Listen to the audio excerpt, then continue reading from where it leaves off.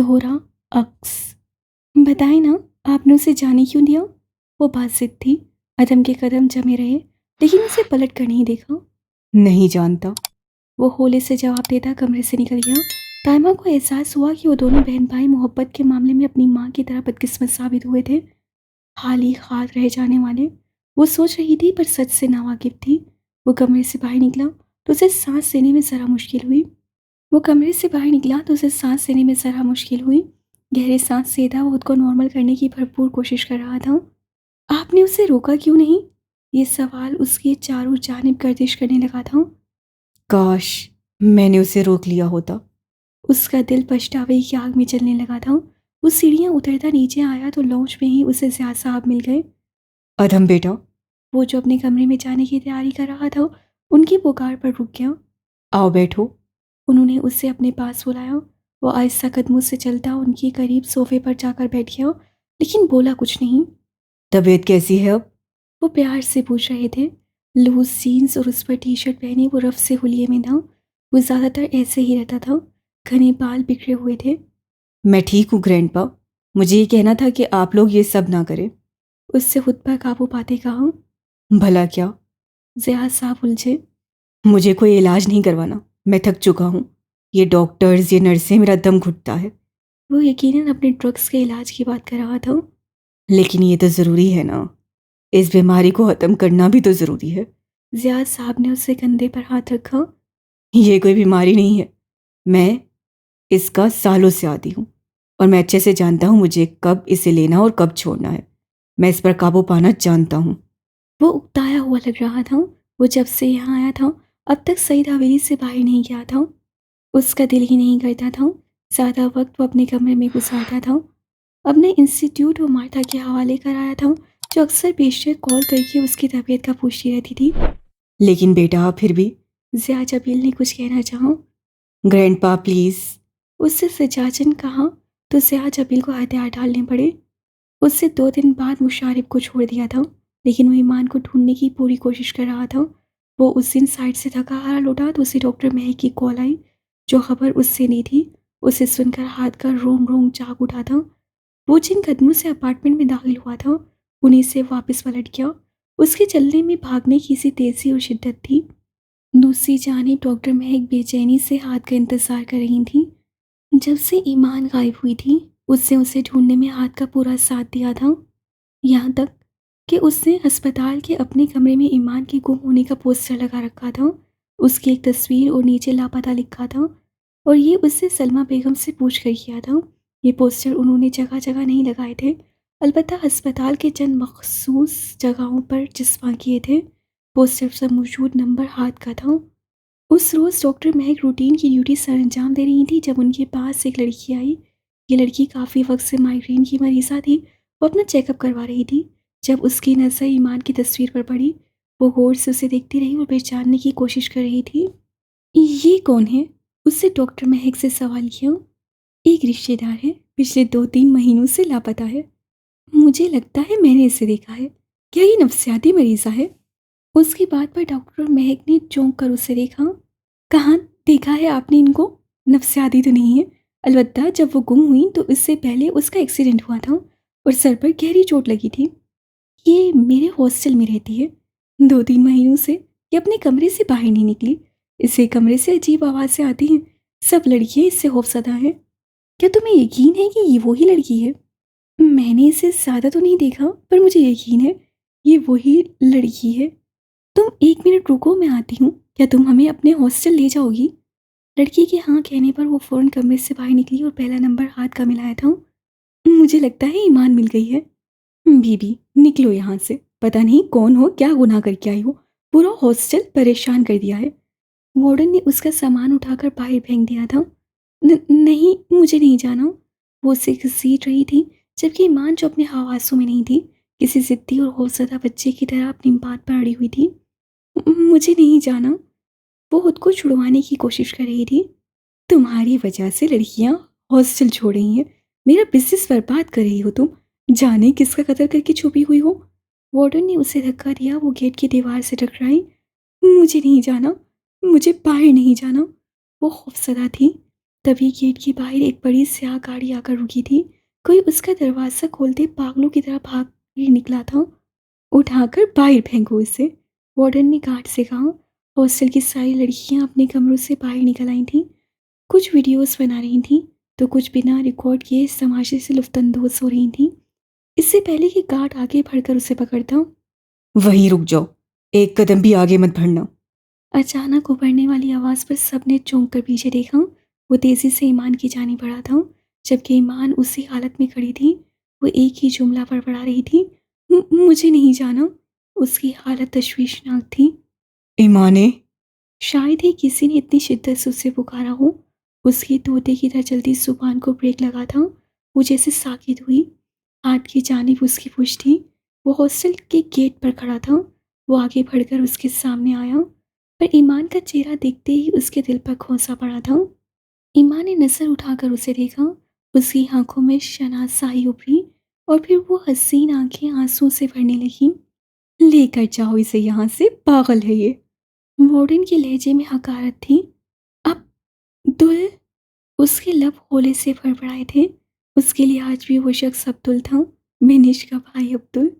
सर्द रातों में लॉन में तहज्जुद के नवाफिल अदा करता हुआ अब्दुल, बरसी बारिश में उसे अपनी जैकेट देता अब्दुल। हाथ कौन था, उससे क्या किया था, ये हिस्सा पिछले काफ़ी दिनों से उसके दिमाग से महू हो गया था। तब से जब उसने आखिरी खत लिखा था, मासील, अब्दुल और हाथ सबके नकूश मिटने लगे थे। याद था तो सलमा बेगम का उसे बेईमान कहना और मिस्टर ग्रे की वजह से अपने ईमान पर कायम रहना। और अगले ही पल वो इस होशो हवास की दुनिया से बेगाना होकर उसकी जानिब लहरा चुकी थी। डॉक्टर महक, पुलिस को कॉल करें। उसका अंदाज इतना सर्द था कि वार्डन को अपनी रीढ़ की हड्डी में सनसनाहट से महसूस हुई। अब पुलिस किस लिए? वो फौरन चिल्लाई। You just shut up. उससे उड़ाकर वार्डन से कहा। उसका चेहरा सबके बायस सुर्ख हो चुका था। वो ईमान को उठाता गाड़ी तक लाया। डॉक्टर महक ने गाड़ी की पिछली सीट का दरवाज़ा खोला। उससे बड़ी एहतियात से ईमान को लेटाने के अंदाज में सीट पर बिठाया। गाड़ी का दरवाज़ा बंद करता वो वार्डन के सामने आया। इस सामान में से एक सुई भी गुम हुई मोहतरमा, तो नतीजे की जिम्मेदार आप खुद होंगी। वो सर सपाट लहजे में उसे वार्न करता और बाकी सब पर एक ठंडी निगाह डालता गाड़ी की जानी बढ़ा। तब तक डॉक्टर महक पुलिस को कॉल कर चुकी थी।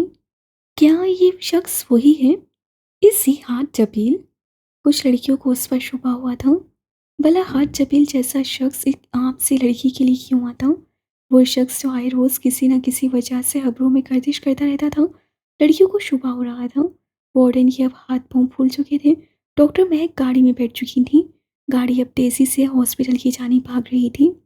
महक ने उसे कभी इस कदर बौखलाहट का शिकार नहीं देखा था, ना ही इतने गुस्से में। वो एक हाथ से गाड़ी चला रहा था, जबकि दूसरा हाथ बार बार चेहरे पर फेर रहा था। उसे अभी तक वो मंजर नहीं भूला था। वो खामोश बैठा था, जबकि डॉक्टर महक के अपने अल्फाज सम तोड़ गए थे। कुछ देर बाद उससे एक नंबर डायल किया। हाथ जबील बात कर रहा हूँ। उससे संजीदा लहजे में कहा। एक हाउस नंबर नोट करो, गर्ल्स हॉस्टल है। वो किसी से कुछ कह रहा था। महक पीछे ईमान के साथ बैठी थी। हाथ, इनकी नब्ज बहुत स्लो चल रही है। वो उसका मुआयना कर रही थी। हाथ ने फ़ोन पर चंद हिदायत देने के बाद गाड़ी की रफ्तार मज़ीद तेज़ कर दी। सलमा बेगम को ईमान के मिलने की इत्तला कर दी गई थी। हाथ के साथ साथ डॉक्टर महक भी ईमान के होश में आने का इंतज़ार कर रही थी। वो बेचैनी से उसके कमरे के बाहर टहल रहा था। बेचैनी सी पूरे जिस्म में फैली थी। रह रहकर एक ही ख्याल ज़हन की दीवारों से टकरा रहा था। आखिर उससे ईमान को धक्का कैसे दिया?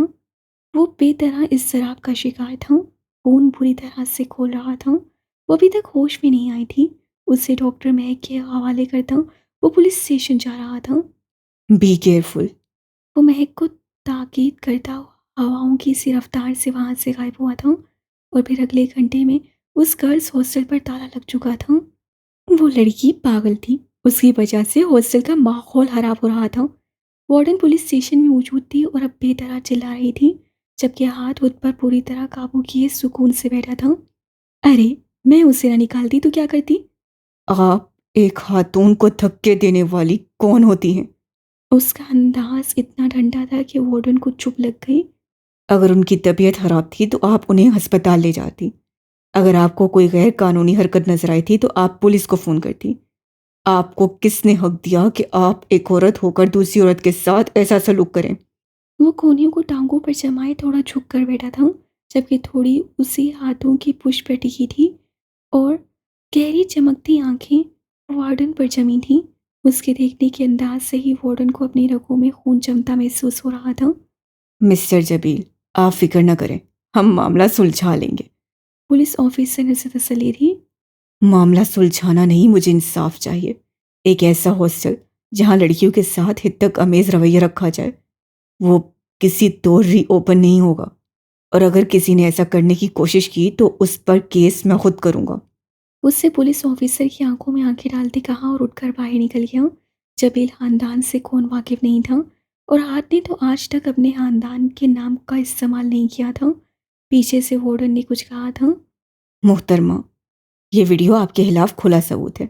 आप जाकर उन हाथों से माफ़ी मांगे जिनसे आपने बदतमीजी की है, तभी कुछ हो सकता है। आप शुक्र करें आपका हॉस्टल बंद हुआ है। आपको मिस्टर जबील के कहने पर अंदर नहीं किया, वरना अभी आप सुलाहों के पीछे होती। वो जिस तेजी से गया था उसी तेजी से वापस भी आ गया था, लेकिन सामने का मंजर उसके लिए किसी खौफनाक ख्वाब से कम नहीं था। छोड़ो मुझे अम्मा, मैं पागल नहीं हूँ, मैं बेईमान नहीं हूँ। वो पूरी पुक्कत से चिल्ला रही थी और खुद को छुड़वाने की कोशिश कर रही थी। नर्सों ने उसे दोनों जानिब से पकड़ा हुआ था ताकि वो बेड से उठ ना सके। कमरे में डॉक्टर महक के साथ साथ कुछ सीनियर डॉक्टर भी मौजूद थे। ये मंजर देखकर हाथ के कदम लड़खड़ा गए।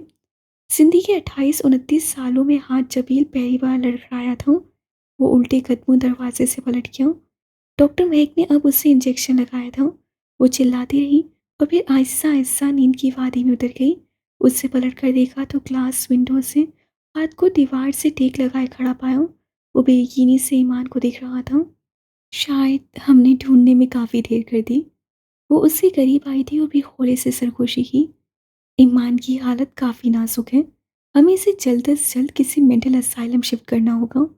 वो कहाँ सुन रहा था, वो सुन ही नहीं सकता था। 2 रोज़ पहले Abdul wants to connect you. Abdul आपसे रब्ता करना चाह रहा है। एआई असिस्टेंट की आवाज़ हैरान कुन थी।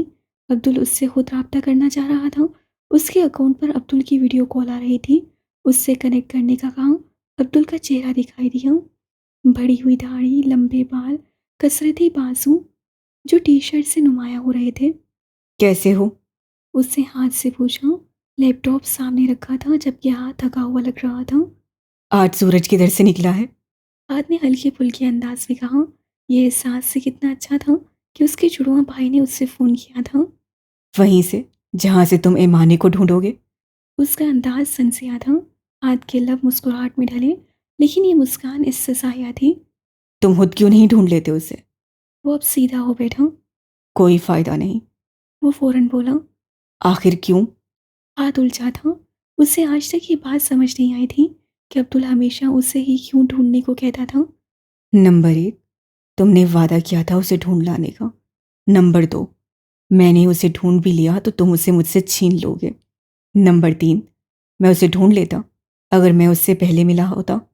मैंने उसकी आंखों में तुम्हारा अक्स देखा था। हाथ को लगा किसी ने उसके दिल को मुट्ठी में लेकर छोड़ दिया था। वो रुका और फिर धड़कने लगा, लेकिन रफ्तार पहले से तेज थी, पर उसने जाहिर नहीं होने दिया। मैं तुमसे कुछ क्यों छीनूंगा? अब्दुल की इस बात ने उसे तकलीफ दी थी। तुम ना भी छीनते, पर तकदीर उसे मुझसे छीनकर तुम्हें दे देती। अब्दुल का अंदाज इससे साया था। वो दोनों काफ़ी संजीदा थे। तुम्हें ऐसा क्यों लगता है? मैंने महसूस किया है वो दर्द जो तुमसे जुड़ा है। उस दर्द को मैंने ईमाने के इर्द गिर्द महसूस किया है। वो कहीं उलझा हुआ था। और वैसे भी मेरे जैसा रफ टफ बंदा उसे खुश रखने के चक्कर में भी रुला देता। वो मुझे अजीज है, पर वो मेरे लिए नहीं। उसे याद था उससे कैसे ईमान का दिल तोड़ा था। क्या तुमने सिर्फ इसलिए फ़ोन किया था? आदमी बात बदलना चाहिए, क्योंकि मिली तो वो उससे भी नहीं थी। जाने वो किसके लिए बनी थी। नहीं। अब्दुल ने जवाब दिया। तो फिर? उससे अब्रू उचका कर पूछा। तुम्हारा सिस्टम सिक्योर है ना? मतलब ये कॉल कोई सुन ना रहा हो? हाथ होले से मुस्कुरा दिया। तुम्हें लगता है कोई हाथ के सिस्टम तक पहुंच सकता है? उससे उल्टा सवाल किया। मुझे तुमसे डील करनी है। वो सीधा हो बैठा। कैसी डील? मैं ईमान से सिफारिश करूंगा कि वो तुम्हें माफ़ कर दे, और बदले में तुम्हें क्या चाहिए? हाथ ने उल्टा सवाल किया। वो अब्दुल को बचपन से जानता था। उसकी यही आदत थी, किसी न किसी बात पर डील करना, अपने फ़ायदे की डील। वो खुद को बड़ा कामयाब बिजनेसमैन समझता था। मुझे जानना है तुम किन लोगों के खिलाफ काम कर रहे हो, और तुम मुझे डेड तक कब पहुंचाओगे? उसकी बात सुनकर हाथ ने गहरा सांस लिया। अच्छे बिजनेसमैन बन सकते हो तुम। छोड़ो ये सिंगिंग विंगिंग, दादाजी का बिजनेस संभाल लो। हाथ ने हल्के फुल्के अंदाज में चोट की। तो तुम चाहते हो ईमाने तुम्हें कभी माफ़ ना करे? वो भरम हुआ। नाक फूल गई थी, जैसे बचपन में फूल जाती थी जब हाथ उसे किसी बात से मना करता था या किसी काम से। वो मुझे वैसे भी माफ़ नहीं करने वाली। तो फिर ये शख्स कौन है? वो सिर्फ एक फ़ोटो स्क्रीन के सामने ही लोगों की भीड़ में वो शख्स किसी रोबोट की तरह खड़ा था। ये फ़ोटो यकीनन कॉन्सर्ट की रिकॉर्डिंग से निकाली गई थी। हाथ पल भर को चौंका। ये कब की फ़ोटो है? हाथ संजीदा था। जो मैं पूछ रहा हूँ वो बताओ। वो भी संजीदा था। अब्दुल, मेरी बात गौर से सुनो। वो चौकन्ना हो गया। वो लोग अब्दुल तक पहुंच चुके थे, यानी खतरा बढ़ गया था। तुम्हें केयरफुल रहना होगा। तुम उन लोगों से जितना दूर रह सकते हो कोशिश करके उतना रहो। बल्कि तुम पाकिस्तान आ जाओ, और तुम मुकर जाना कि तुम अब्दुल हो, कि तुम रोहान जबील के बेटे हो। तुम मुकर जाना और कहना तुम्हारा जबील खानदान से कोई वास्ता नहीं। हाथ के लहजे में परेशानी थी। वो अब्दुल के लिए फिक्रमंद था। अब तक यही तो करता आ रहा हूँ। तुम्हें समझना होगा, जब तक मैं ना कहूँ तुम उनमें से किसी से नहीं मिलोगे, उनकी पहुंच से दूर रहोगे, और कोई बेवकूफ़ी नहीं करोगे। वो उसे समझा रहा था। उन्हें हाथ चाहिए, अब्दुल ने उसकी आंखों में झांकते कहा। और बदले में वो मुझे डेड तक। सब झूठ है, ऐसा कुछ नहीं होगा। देखो, तुम्हें मेरी बात मानना होगी। तुम सारी जिंदगी जिद कर सकते हो, पर इस बार नहीं, इस बात पर नहीं। तुम मुझ पर भरोसा रखो, मैं उन्हें ढूंढ लूंगा। उन्हें हाथ चाहिए। अब्दुल ने फिर से वही जुमला दोहराया। हाथ खामोश हो गया। वो समझने की कोशिश करने लगा कि अब्दुल के दिमाग में आखिर क्या चल रहा था। क्या हो अगर मैं उन्हें हाथ दे दूं? उससे अजीब सी नजरों से हाथ को देखा। तुमने अब्दुल और हाथ दोनों का किरदार निभाया है। एक दिन के लिए तो मैं भी हाथ बन सकता हूँ। साफ साफ जाहिर था वो कुछ प्लान कर रहा था। No, no, Abdul no. तुम ऐसा नहीं करोगे। तुम नहीं सह पाओगे। हाथ अपनी जगह से उठा, पर अब्दुल उस पर एक मुस्कान डालते हुए गायब हो गया। वीडियो कॉल बंद हो चुकी थी। हाथ ने बहुत बार कोशिश की, लेकिन अब्दुल अपनी जिद का पक्का था। हाल, एक बार मुझको अपनी निगहबानी सौंप दे, उम्रें गुजार दूंगा तेरी देखभाल में। मिस्टर जबील, किसी ने उसे पुकारा था, और वो चौंक कर ख्यालों से बाहर आया। एक लंबा सफ़र था यहाँ तक पहुँचना। उससे ईमान की हालत को बनते बिगड़ते देखा था। उससे ईमान की आंखों में अपने लिए गैर शनासाई देखी थी, जैसे वो उसे जानते ही ना हो। उससे उसे रंगों से नफरत करते और खौफजदा होते देखा था। वो वाकिफ था उसके हर खौफ, हर दर्द से, उसकी हर तकलीफ से। वो वाकिफ था उसके अकेलेपन से। उस रात महक दोबारा सलमा बेगम को कॉल न करती और उनसे मौसरत न करती कि ईमान अभी नहीं मिली। उन्हें गलत फहमी हो गई थी, तो जाने क्या हो जाता। हाथ के कहने पर उसने ऐसा किया था। वो चाहता था जहाँ सलमा बेगम ने इतना इंतज़ार किया था, वहाँ थोड़ा और सही। वो नहीं चाहता था कि सलमा बेगम अपनी बेटी को इस हालत में देखे। वो चाहता था ईमान जल्द से जल्द ठीक हो जाए, और उसके लिए वो भरपूर कोशिश कर रहा था। वो लंदन गया था, वहाँ से डॉक्टर लाया था, उसका इलाज चल रहा था। Yes doctor. मेरे साथ आइए, मुझे कुछ ज़रूरी बात करनी है, डॉक्टर ने कहा तो गहरा सांस लेकर उनके पीछे चल पड़ा। वो पहले से बेहतर हो रही है। ग्लास डोर की उस पार बैठी थी, आसमानी रंग का यूनिफॉर्म पहने, शलवार कमीज एक रंग का था। उसके सामने नर्स से दो स्कार्फ रखे थे, एक स्याह और एक सफ़ेद। पहले वो उन रंगों से खौफजदा होती थी, उनसे नफरत करती थी। हाथ गौर से उसे देखने लगा। वो कई सानिये यूं ही बैठी रही, खामोशी से दोनों रंगों को घूरते हुए। देखना ये था कि वो अब इनमें से कौन सा रंग उठाती। आज जबील के दिल की धड़कन तेज हुई थी।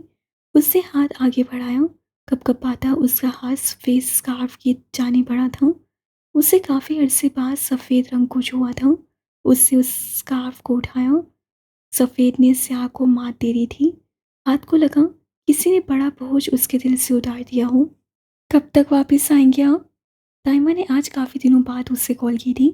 हाथ चाहकर भी नज़रअंदाज न कर पाया। उस लड़की का हाथ की वजह से दिल टूटा था। वो उसके लिए इतना कर सकता था कि उसकी बात सुन लेता। नहीं जानता, अभी कुछ वक्त लगेगा। उससे आम से लहजे में जवाब दिया। क्या मैं जानती हूँ आखिर कौन बीमार है जो आप उसकी इतनी तमादारी कर रहे हैं? दाइमा ने सवाल पूछा। उससे ताज़ा ताज़ा खबर सुनी थी। आज जबील को पागल खाने जाते देखा गया था और इस खबर की तस्दीक सईद जबील ने साथ से की थी, जिससे सिर्फ ये बताया था कि हाथ का कोई खास शख्स वहाँ दाखिल था। है कोई अपना? उससे यकलफ्ज़ी जवाब दिया। क्या वो कोई लड़की है? दाइमा ने डरते डरते पूछा। वो दुआ कर रही थी जवाब ना में हो, पर ऐसा नहीं हुआ। हाँ। यकलफ्ज़ी जवाब पर फिर कुछ टूटा था। एक कज़न होने की हैसियत से मैं आपसे कुछ पूछ सकती हूँ? वो क्लियर जवाब चाहती थी। एक अरसे से उसके ज़हन में जो सवाल पनप रहे थे, उनके जवाब। ज़रूर। वो जानता था वो क्या पूछने वाली थी। क्या आप किसी और को पसंद करते हैं? मोहब्बत करता हूँ। 3 लफ्ज़ी जवाब ने दाइमा जबील की दुनिया को हिला कर रख दिया था।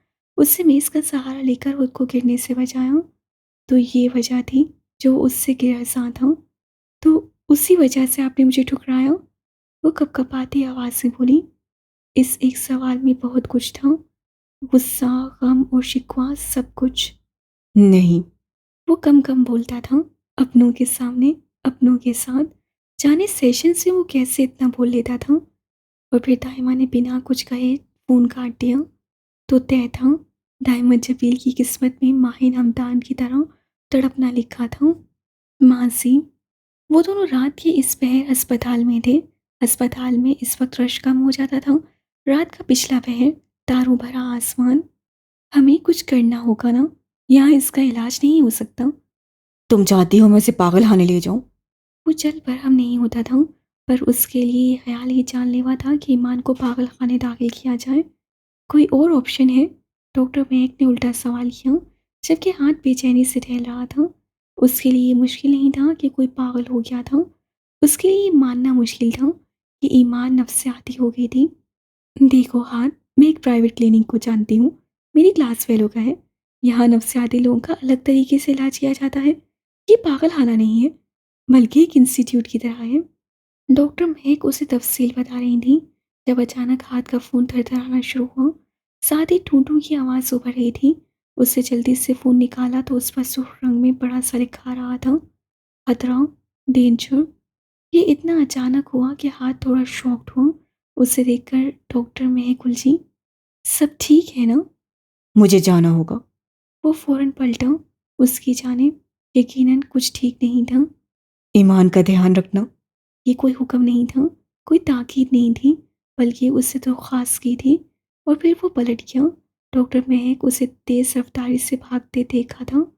वो आईने के सामने खड़ा था। वो अब्दुल जबील था, हाथ जबील का जुड़वा भाई, जो हुलिये में उससे अलग दिखता था। उन्हें हाथ चाहिए। हाथ अब्दुल बनकर रह सकता था, तो वो हाथ क्यों नहीं बन सकता था? कद काट एक जितना था, आंखें एक जैसी थी, आवाज़ एक जैसी थी। फ़र्क था तो एक बॉक्सर की बॉडी का, जिस पे बेजा टैटूज बने थे। उसके ड्रेसिंग टेबल पर हाथ जबील की तस्वीर बनी थी। साफ शफाफ हाथ, हल्की दाढ़ी, एक तरतीब से पीछे की जानिब सेट हुए बाल जो पीछे से कान की लूं तक जाते थे। आंखों पर चश्मा, हाथ में घड़ी, चमकते बंद जूते। उसकी जैकेट बाजू पर पड़ी थी। कितना परफेक्ट दिखता था वो। उसे गौर से देखते हुए अब्दुल ने सबसे पहले कैंची उठाकर अपने बालों की बेढंगी सी पोनी को काट डाला। वो अब बालों को उसके अंदाज में काट रहा था। इतने महंगे, इतने हेयर ड्रेसर्स उसके एक रॉक स्टार की हुलियों को बरकरार रखते थे। फिर उससे अपनी बड़ी हुई दाढ़ी को थोड़ा छोटा किया, कान से बाली निकाल दी, होंठ के किनारे का जुड़ा वो मोती उतार दिया। वो अब पूरी संजीदगी से अपना हुलिया बदल रहा था। 3 घंटे की कड़ी मेहनत के बाद जब उससे अपने आप को आईने में देखा तो साबित रह गया, वो हूबहू हाथ जबी लग रहा था। कहीं कोई फर्क नहीं था। मुकम्मल कपड़े पहनने के बाद उसने बाजू और हाथ की टैटूज को बड़ी मुश्किल से छुपाया था। तस्वीर वाला हाथ जबील अब हूबहू आईने के सामने खड़ा था। वो उसके अंदाज में खड़ा था, जैकेट बाजू पर डाले। एक दिन के लिए हाथ जबील बनने में कोई मजायका नहीं। उससे मुस्कुराकर खुद को देखा। कोई भी लड़की तुम पर अपना दिल हार सकती है। वो अब हाथ जबील की तस्वीर से मुखातिब था।